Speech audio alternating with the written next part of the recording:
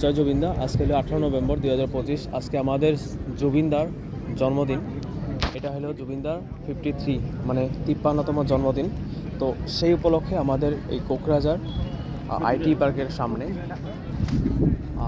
এখানে এই birthday celebration করা হইতেছে। আর এখানে আছে আমাদের জুবিনদার একটা বড় মানে ব্যানার, যেখানে জুবিনদাকে সবাই শ্রদ্ধাঞ্জলি দিতেছে।